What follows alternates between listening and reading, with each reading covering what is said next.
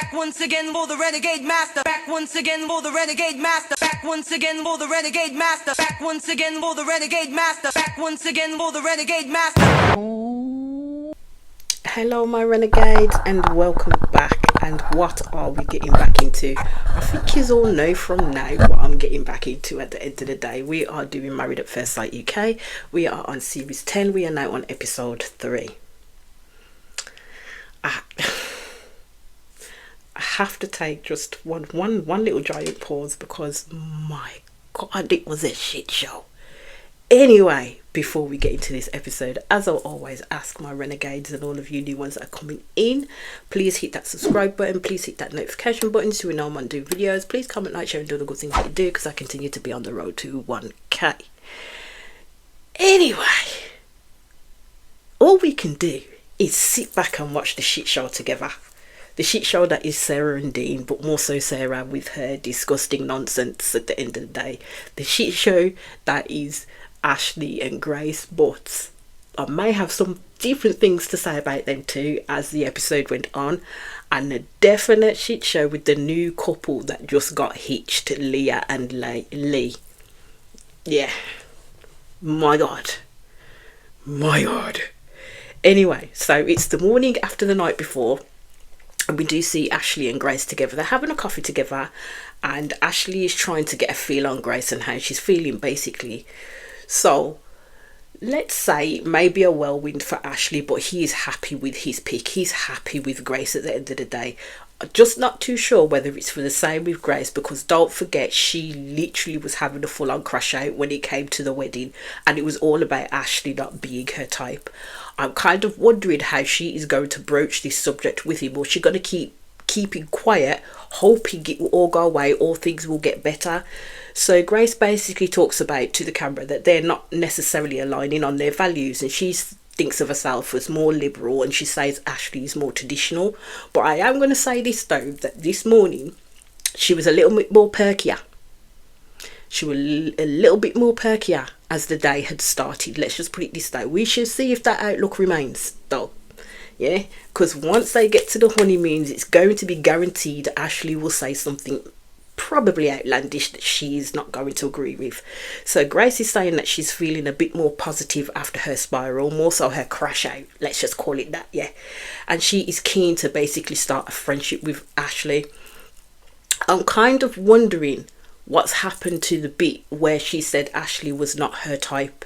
I know she's trying to put the feelers out there, and she is trying. I have to give her that she is trying at the end of the day. But her main crash out reason was because Ashley was not her type. So for me, during this episode, it seemed like it was quickly forgotten on Grace's part at the end of the day.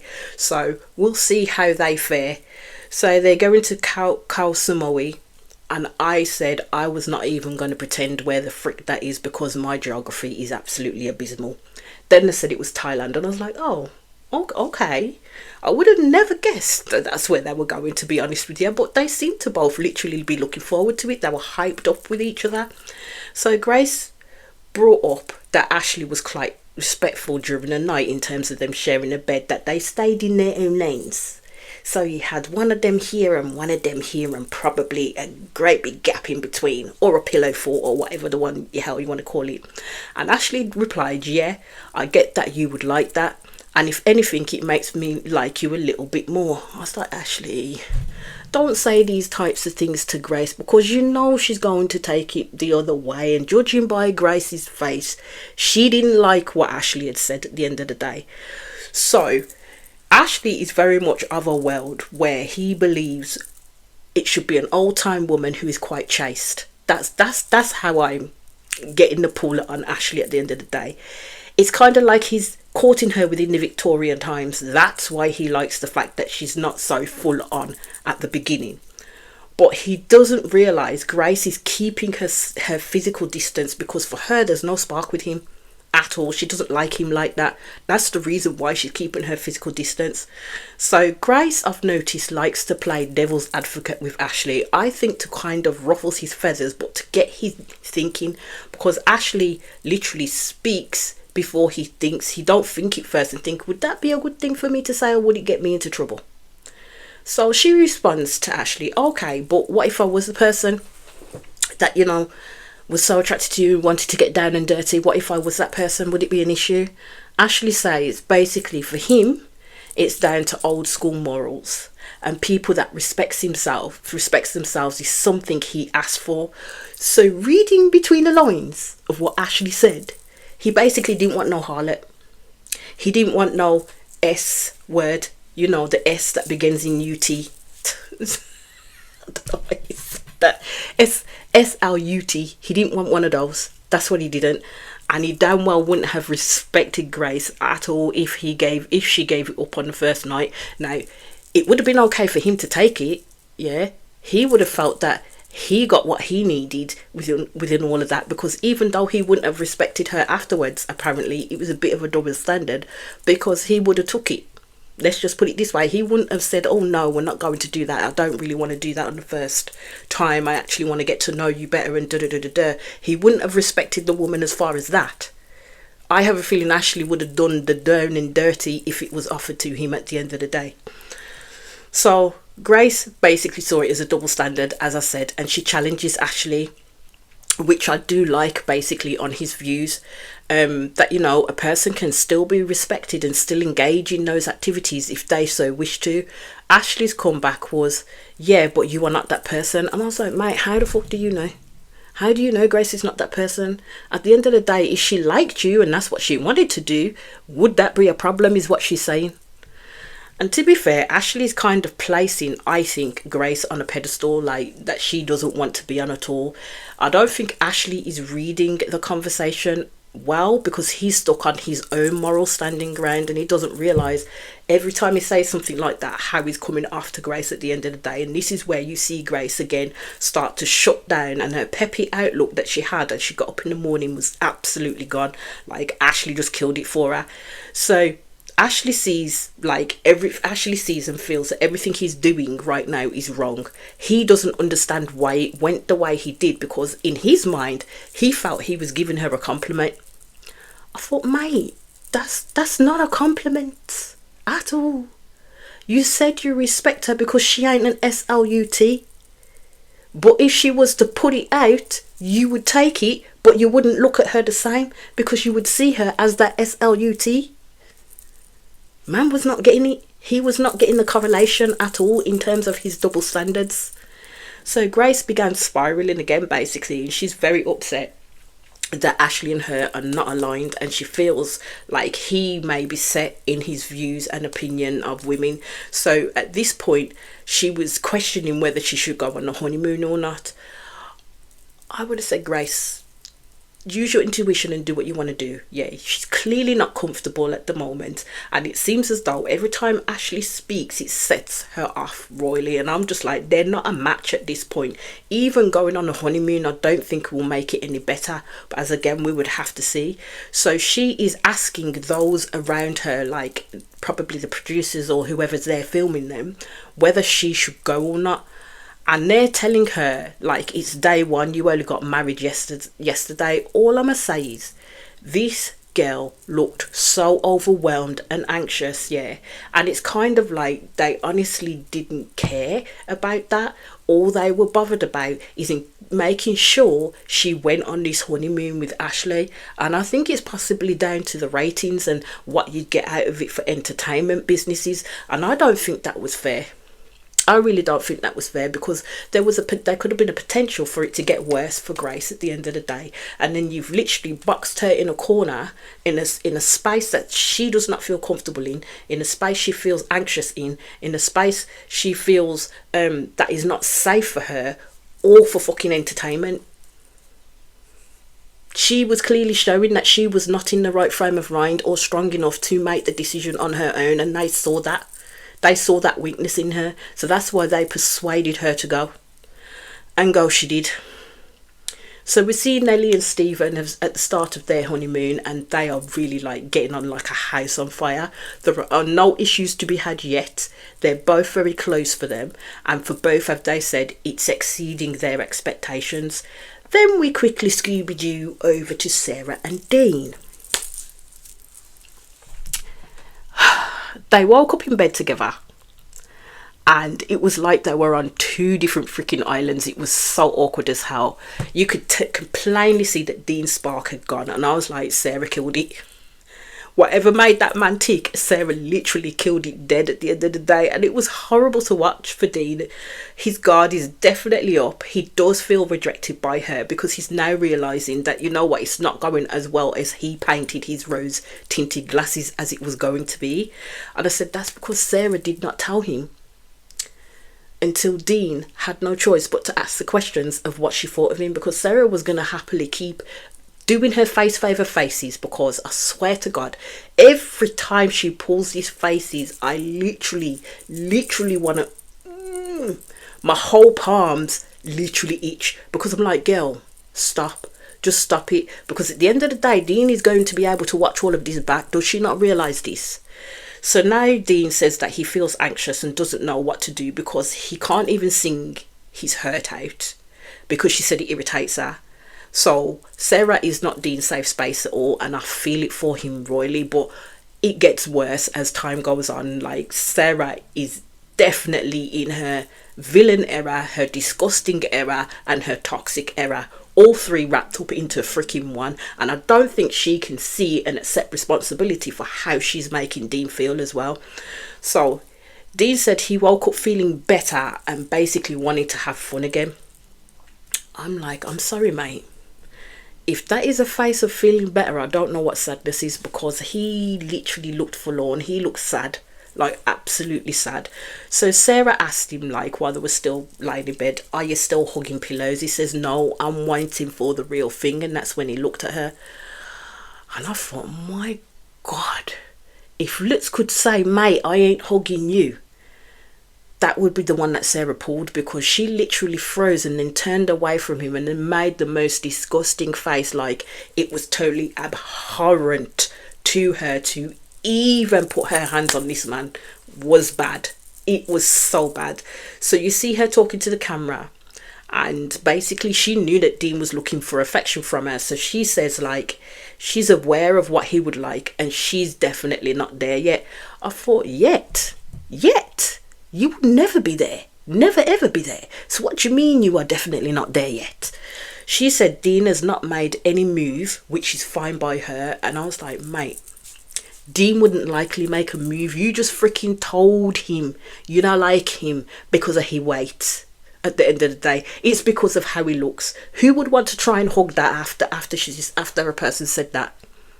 She could clap in the wind for all I care. I swear to God. All she's worried about then at that point is Dean overhearing her, because she says, oh, he can't hear me, can he? No, he can't, but he's definitely going to watch the fucking playbacks though. Dean, I'm going to have to say, is my type of people. As Sarah talks about how she normally shares her bed with her dog, does not surprise me, to be honest. She looks like the type of person that will let her dog lick her in the mouth. That's all I'm going to say on that one. Dean says, oh, thanks, so I'm a dog now. And then the man barked at her. He said, is it because I look rough?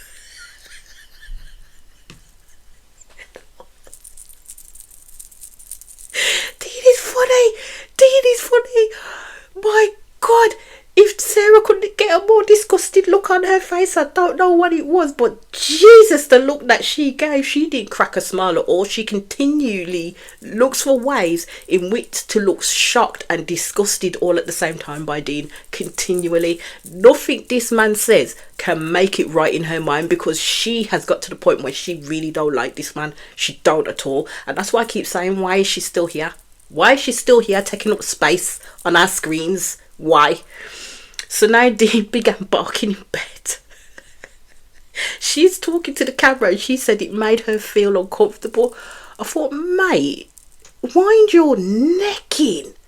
Wind it all the way freaking in and listen to yourself. Like, seriously, yes, Dean can do things that can irk your living soul, but try and make a joke out of it with him. Don't always be steadfast ready to shut his shit down. That's how he is. That's his personality at the end of the day. So now she thinks like he stopped the rapping and bursting out into song, and now Dean's replaced it by animal sounds. I thought, please, is she for real? Is she for real right now? This man can't even have a joke in the morning without her taking it some way else, into another realm, into another region. I was like, beam me the fuck up, Scotty, now, man, because she is really getting on my nerves. And again, why is she still here, taking up space that she don't need to take up any more space? She needs to just leave. So we have another wedding to be getting on with, and we see Leah, who is bisexual and looking to settle down with a woman. She is a consultant in the construction industry, so she's definitely a leader at the end of the day. So she will say that she has masculine energy but can be quite girly. She loves meditation, and she also said that she spent a year in Thailand living with the monks. Leah is a woman who definitely has her shit together. That's what she's portraying to me. So as her friends say, like, she would need to be paired with someone who will stimulate her mind and make her want to be around them, someone who can challenge her but in a way that complements them both. At the end of the day, that's what Leah's going to need. So Leah talks about the fact that she did have a girlfriend for a year, and then her last relationship was like 3 years ago, and they were thinking of marriage at that time. She honestly thought she'd found the one, but it was definitely a hard breakup for her. But she's very open and optimistic to allowing somebody in. That's the space that she's at the moment. She has a very mature outlook at life. Like, I like Leah, I ain't gonna lie, I liked Leah.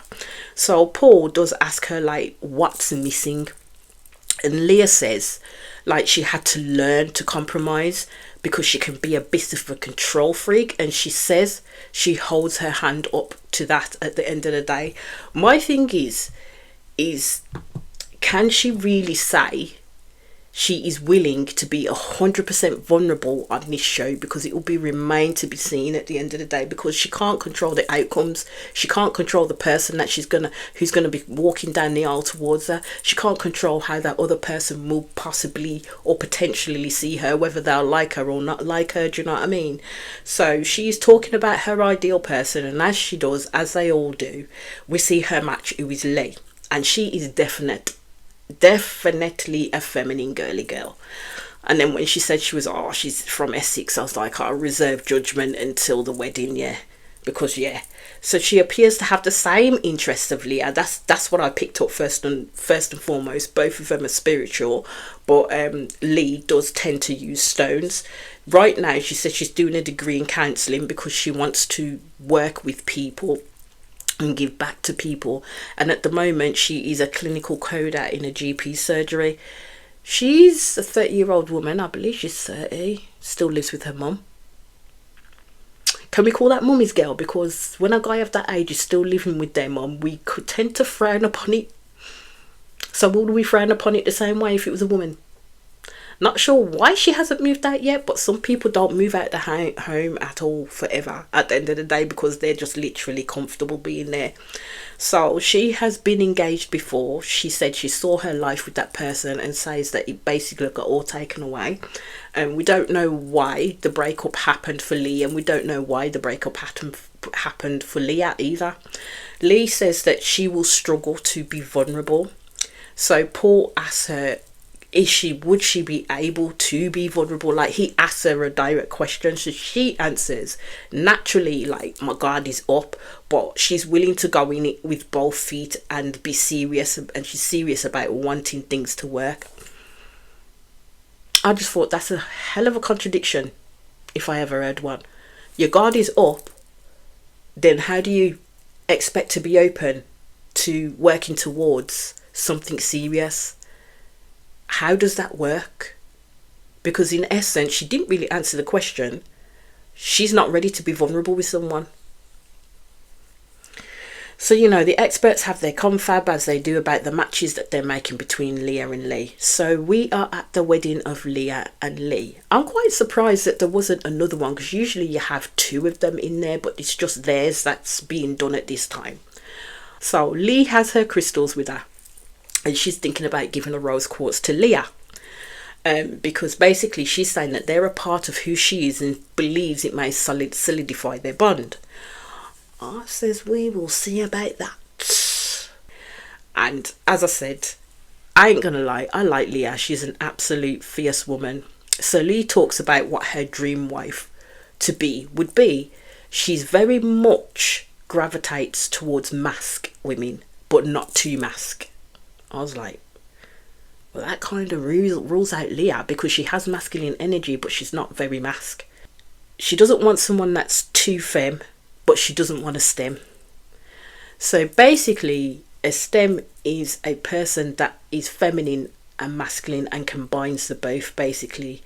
I thought, oh, Leah will be in with a shock then, because that's kind of how I portray Leah to be, even though she doesn't define herself by labels at the end of the day. I would definitely say that there is a mask edge to Leah, because I saw it when she was going throughout this program. She has some definite sharp edges, and that's not a put down at all.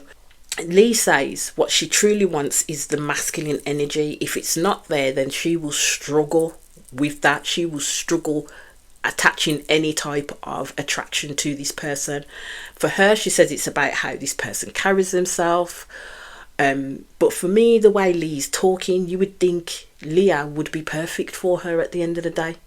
So Lee's definitely saying what she wants, but does she really want that in reality? Because my thing is all these people get on these programs, yeah, especially Married at First Sight, say they want this is what I'm looking for. I want to get away from the norm. I want to get away from what I always go with because it don't work. And it's utter bullshit. Because as soon as they're confronted with somebody that they necessarily are not their type, it all goes to shit at the end of the day. So what they said previously was just a bag of shit. So here it goes. Leah looks gorgeous. Lee looks beautiful, but I'm gonna say Leah had the edge. I'm sorry, she did. She looked good. So first look, well, Leah, I believe, liked what she saw in Lee straight away and basically was very excited. Lee did not look that happy, and I'm sat over here like, oh, what the fuck now? What now? What is wrong with these women up in this place? Like, seriously, what is wrong with them? Now we've got another third one. 3 for 3, man. Jesus. I mean, I don't want to be all doom and motherfucking gloom. Yeah. So Lee says Leah is absolutely stunning, and she is. But with the way that she said it, I was like, yes, I hear a butt coming. I hear a butt coming. So Lee says that she has automatically ruled that Leah may not have a masculine side. And she says, how is she going to fancy her? I thought, mate, you ain't even got to know the girl yet. And although Leah is stunning, yeah, you can still feel that air coming off her in droves, even down to the dress that Leah chose. So now Lee doesn't feel like she fancies her. The girl wouldn't even look at Leah. She wouldn't even look. She kept looking off. Like, I thought, what, did you want her to be in a motherfucking suit or something? Like, seriously, you don't even know this girl. You're literally just straight up. She ain't even really spoke. Just because of the fact that she looked absolutely stunning is why this girl is now saying she doesn't believe this woman is a mask. I thought Lee could read energies. She's sure as heck failing at this one at the end of the day. I mean, a boss could pass through them the way they were standing at that altar. I have a feeling that Leah is definitely picking up on Lee's energy. Yeah, so she hasn't sought to put herself out there to touch her in any way, shape or form, because Lee has not given that. Like, she's very standoffish. So she proffered Leah the quartz as she gave her vows, Lee did, and Leah accepted it and was happy to accept it.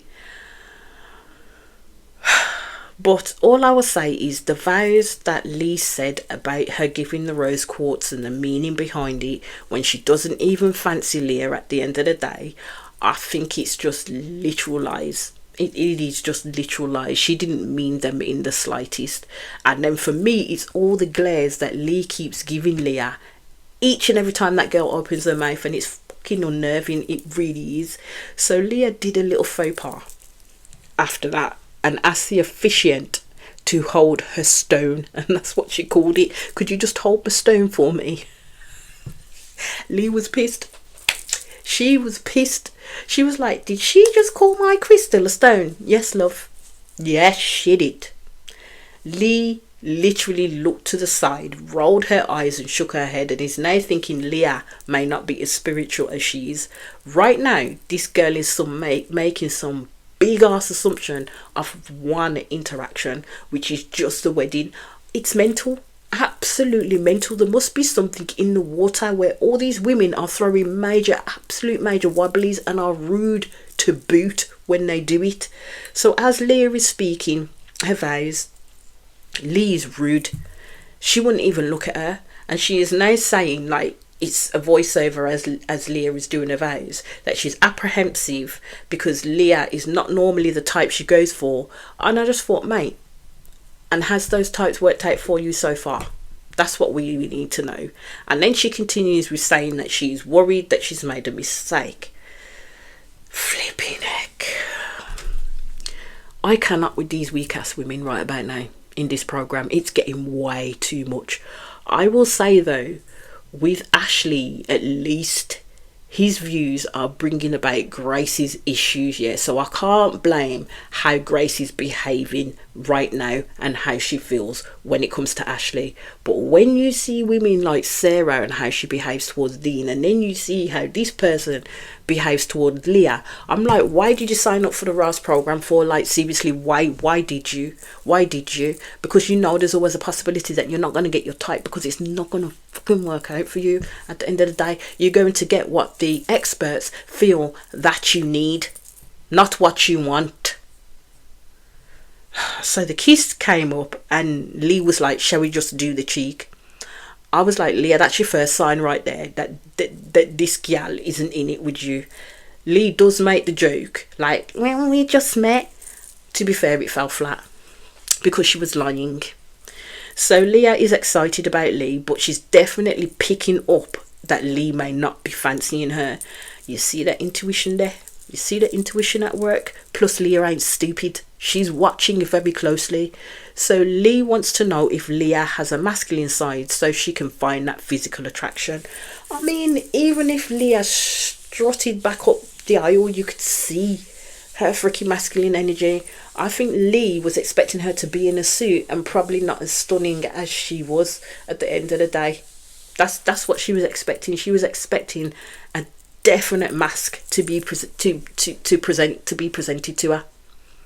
And I think that's where the experts kind of fell short, because I think they should have looked at definitely at Lee's preferences at that point in time to see whether they could get the preference that she was looking for, because if she likes masked women, it ain't going to change. She likes masked women, and I think in that they probably should have got someone that was more masculine presenting for Lee. But hey ho, we shall continue. And then we are back to Dean and Sarah. Dean is basically picked up on that the vibe between him and Sarah is very, very weird. She speaks to him like a child, like he's stupid, and her facial expressions go with it too. So she's speaking to the cameras and they ask her, is there anything Dean could do for her to get that sexual spark? This is where I wanted to literally say, somebody please come and get her off the show. This woman literally turned around and says, for him to get some tattoos and lose some weight. I can't believe she had all the audacity to say that fuck shit on national TV. Like, we ain't going to hear this. Like, we ain't going to hear that you just fat shamed this man on national bloody TV. Because I'm sorry, has she been in front of a mirror lately? Seriously, because she ain't a bloody bed of roses, let me put it that way. She really is not. So all I am saying is that this is at the point where the producers should start nipping this match in the bud, because Sarah went way too far in my books. Dean doesn't deserve that. Does not deserve that in the slightest. So for her to even get a hint of an attraction, sexual spark, whatever, he would have to literally lose his weight and get tattoos, is what she said. Why is she still there? I'm going to keep asking this. Why is she still there? Because she's an annoyance and she needs to get gone. I'm sorry, she really does. She needs to come off this show. Really does. Because that was disgusting. So then it goes on. So she asked Dean, like, where he sees their relationship going. My first answer to that would be, like, what relationship? We ain't got one. Let's call a spade a spade. Let's be honest. We ain't got a relationship. Do you know what I mean? So what relationship? Dean does say he sees them going back to the UK for a little bit. Basically, he was joking. He was joking. Of course, it starts to grate on Sarah again. But she's grating on me, to be fair. Now, she doesn't like his personality traits at all, yeah? As we've already said, doesn't matter if she did like some of his personality traits, she just don't like the packaging that he's in.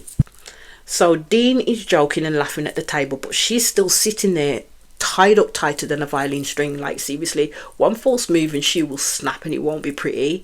Dean does need to read her cues though, as he can see she is not liking something, but he will keep continuing to go and go and go. And I'm like, Dean, you need to look at this woman's face, you need to look at this woman's body language.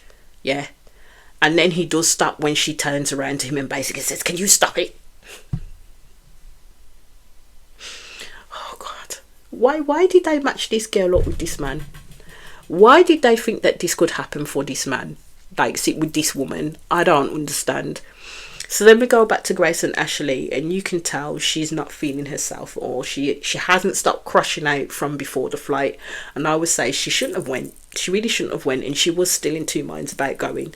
So she understands that Ashley framed what he said as a compliment in her not sleeping with him on the first night. But I have a feeling he cannot see how problematic his statement was at the end of the day. So she felt that Ashley was judgmental in the comment that he made. So he was still wanting to get to know Grace better, but he feels like he's doing almost everything wrong. I thought, your outdated views and comments are not helping Ashley at the end of the day, to be honest. So Grace said, when you said you wanted a lady, she was like, what? And Ashley, for 1 second, couldn't keep his rotted mouth shut before he said, well, I did kind of contradict myself, as what I wanted was a tomboy Barbie. This man's giving me a ass headache. He can't be that dense. He really can't be that dense, because following him saying that, he quickly worked out that that was something wrong for him to say.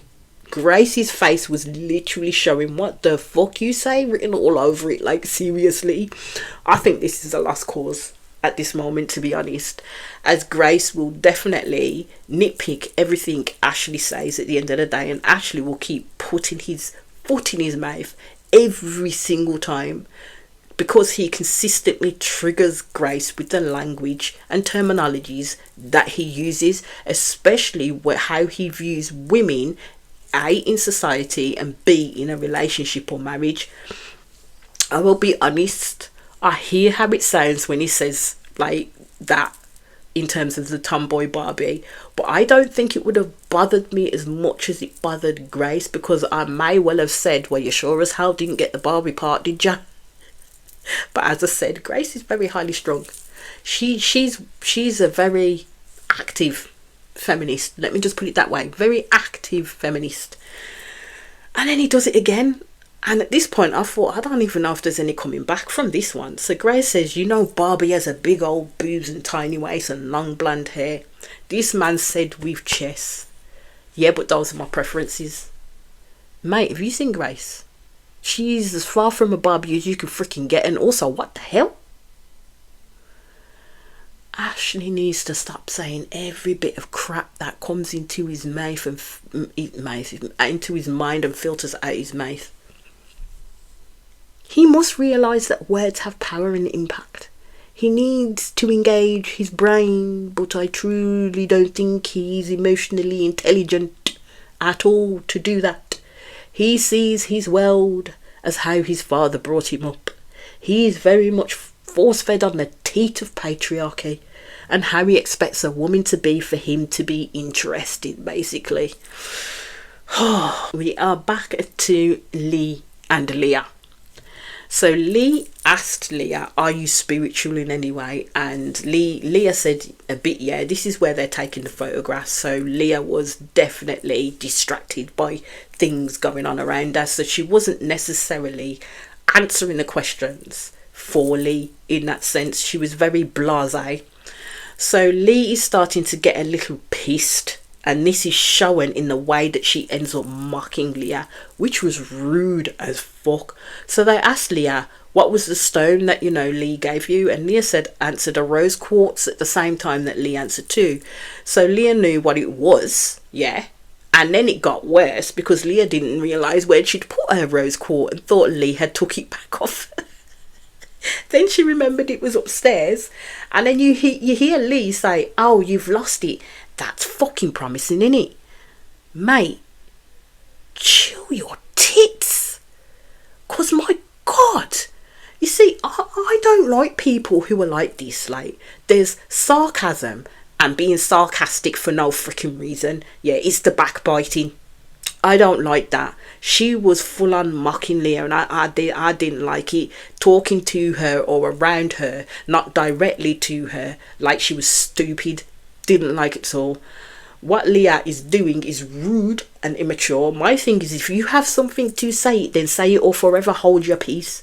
Don't be saying things outside your neck like you can't be overheard.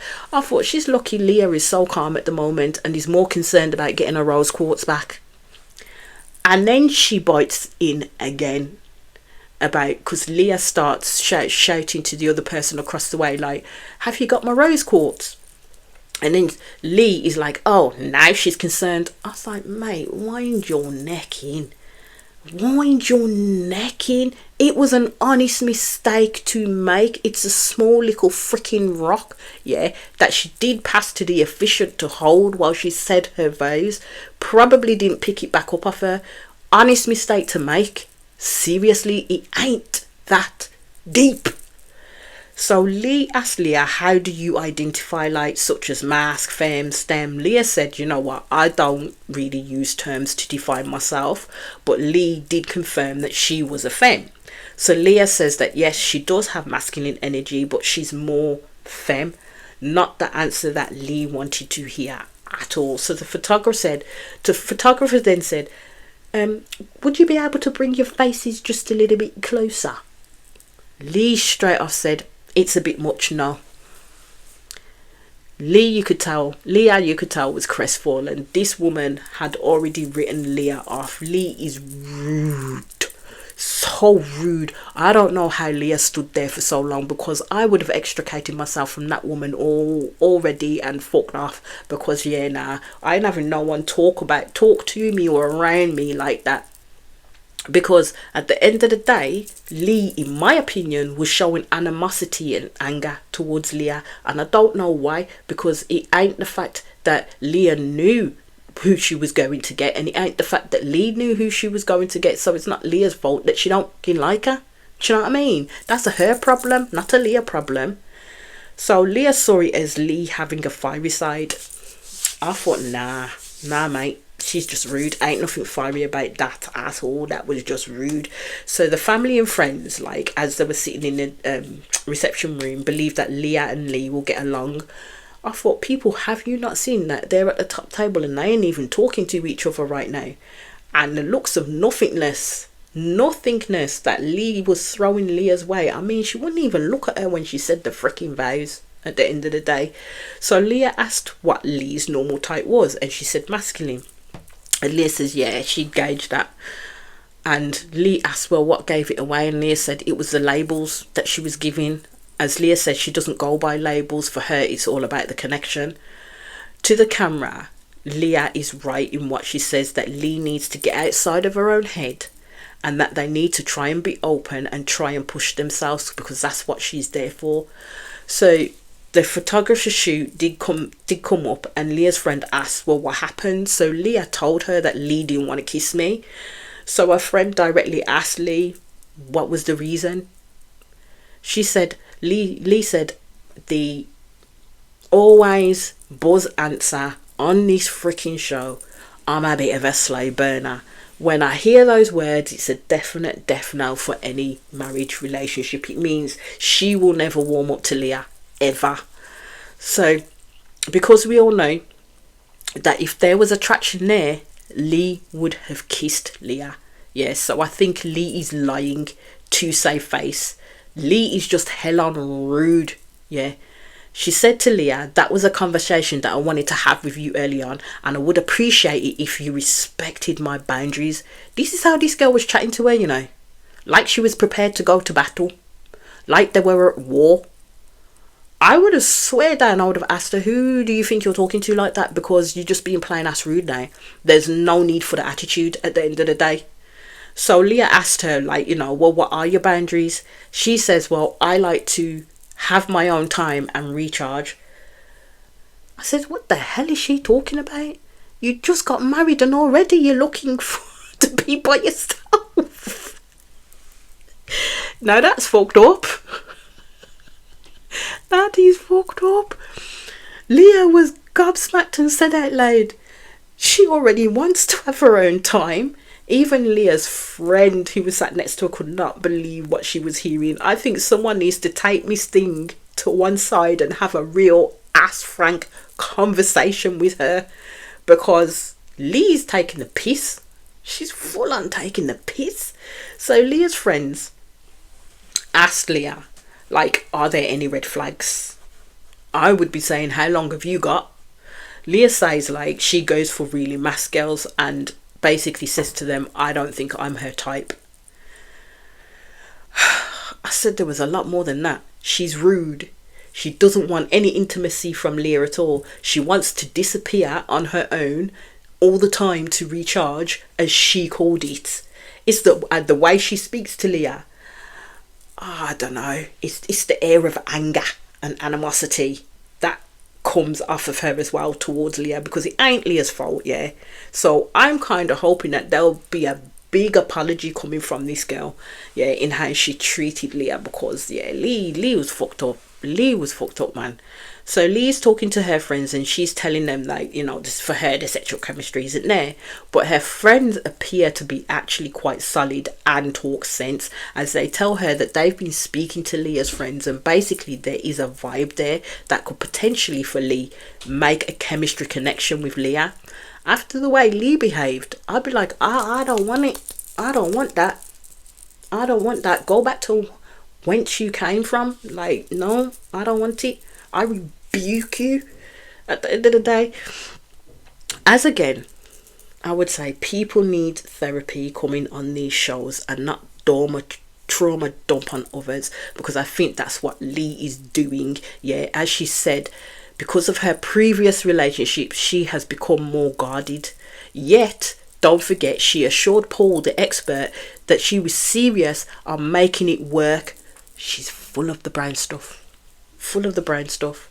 So Leah's friends said they overheard Lee's demand to have 3 hours to herself.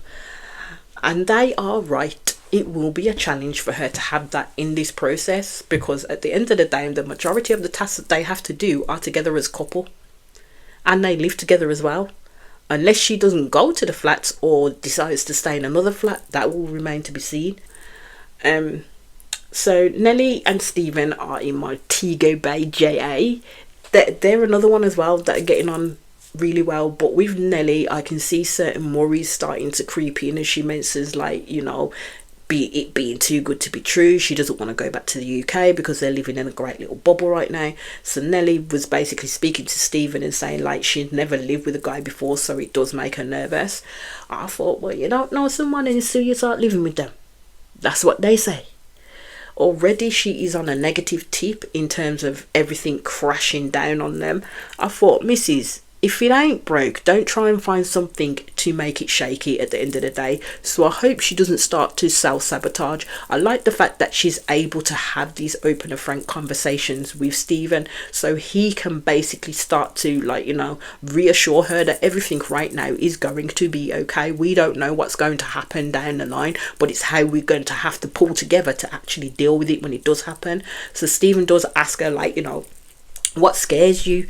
And Nelly does speak about the 3 relationships and how they were all unfaithful, and basically it was a trigger for her. And if it had been, it would be a red flag for her with Stephen if she'd found out during this process that he'd cheated in relationships before. So he did reassure and say that he's never cheated at the end of the day, and basically he's more of a person that he will show her through action, which would mean more than words, because I believe in that strongly, that actions definitely speak louder than words at the end of the day. So back to Devil Island with Dean and Sarah, and yes, Sarah is the devil that I'm talking about. I'm sorry. So they're riding tricycles, and Sarah asked Dean, how are you finding things so far? And he said he can't lie, it's a lot more tense than what he thought it would be. Dean is saying that he had hoped it would go well with Sarah. I thought, mate, when you have a woman who just about looks highly disgusted by you, doesn't like you because of your weight, it's time to get rid. Like, absolutely time to get rid. So Dean decides that he's going to lay it all out for Sarah, because he needs honesty right about now, and I think it is the best thing that he can do, because he needs to know where he stands properly. So everything this man does, Sarah finds an issue with. She's just freaking hella miserable, for real. Yeah, I don't even know why Dean insists on making things work with this woman. She's not worth it. She's absolutely not worth it. So Sarah says, like, the little things that he's doing now are becoming an ick, especially when he made jokes with the herbs in the garden, like he was saying aloe vera, like that. I thought, mate, you had the ick on your wedding day, so, you know, it was never going to really happen between you and Dean. You were just playing at it at the end of the day. So Dean told her that it has been hard for him, and he was taken back after she said what she said to the days that he was a fat kid in school that didn't get girls because he wasn't popular. The interaction with Sarah didn't sit easy with him, and that's what I would say she caused that. She caused him to go back to a place of trauma by her behaviours, but she does not see that way at all. She really doesn't. He said he thinks it was the rejection from her. And do you think this woman validates anything this man is saying? No, this is why I'm saying she's not a safe space for Dean at all. This girl screws up her face so hard and goes, oh God, because she didn't want to accept responsibility for actions and what they literally caused to this man. Now she is the one that gives me the ick and a million red flags at the end of the day. He tells her he is liking her, but he doesn't want to get hurt. So you see, when he tells her that he likes her, this girl don't speak. She literally looks away because she don't want it. She doesn't want it. So he turned around, he bit the bullet, and he said, would it be any different if I wasn't as big? I always say, do not ask a question if you are not prepared for the answer, because the answer that she gave, Dean had to be hella prepared for. Because she turned around and said, probably. Things would be different if Dean was not FAT, basically. Oh, it's like, wow. Wow. She said, I think there would be more of that attraction in terms of sexual chemistry if he weren't as big as he was. And then she goes, sorry, at the end of it. I was like, oh my God. But all I can say is this woman has truly not graced a mirror in her life, because what? Like, seriously, what? Yes, I understand she had to be truthful, but she didn't have to do Dean like that. She really did not have to do Dean like that. And I'm astonished. I'm actually astonished. What the hell did she put on her application, by the way? What the fuck did she put on her application? Like, seriously, when it came to height, sizes, whatever, if they put that on, because I'm sure they must get hella descriptive on them application forms. It must be like a freaking book. Because how did they put him with her? She starts to explain, I wanted to be open and transparent with you. Dean basically cuts her off because he don't need to hear any more of her bullshit. And you can see that he is fully upset by what she said. She then has the audacity to ask him, are you okay? Is Sarah serious? She just told this man he was too fat for her, and now she's asking if he is okay. Now, if the roles were reversed and a man was saying that to a woman, he would be called out by the general public. So I'm sorry, the same should be set for her too. That standard should be set for her too. She should be called out too, in terms of how she just denigrated that man on national TV. His feelings were hurt. So he turns to Sarah and he got the his whole confidence, said it with his whole chest to her. Just remember, I'm also a prize. I was like, yes, Dean, know your worth. Know your worth and make her know it. Because I'm sorry, Sarah, you ain't all that. You really ain't. So when Dean said that, this woman literally scoffed at him and turned her head away. Sarah does not realise that she has become the toxic ass men she used to date on a regular. I can't stand her. I can't lie. I can't stand her. So then we go back to Ashley and Grace, and she's not sure how she's feeling about Ashley at the end of the day. She's trying to have a different mindset in regards to going to carrying on with this. So they did a short Muay Thai lesson, and Grace was not feeling it because they literally did get a little bit physical, and she was feeling in a space where she had to feel forced to be affectionate with him, and she wasn't ready for that at all. So basically she was like, yeah, I'm done, we need to stop. It was Ashley commenting, for me, you've got more in you, didn't you say you wanted equality? I was like, this man really does not understand what his words do to another person in that sense. When he says things like that, I would say it's going to be tiresome to keep teaching him each time, why certain comments he cannot make. He has to understand the impact of those comments. Each time that happens, he gets defensive. He won't learn, then play it like, I'm always getting it wrong and I don't know why. So Grace tells him that she just felt overwhelmed by how tactile he was being in that session, and she wasn't expecting it, especially within a Muay Thai session. That's what she said. But you do get up close and personal at times in Muay Thai, so I don't understand how she didn't think that would happen. Anyway, so she said to him that she would like to work on the friendship part first of their relationship. Ashley literally holds up his ring finger and says, like, you know, we're signed up for more than friends, basically.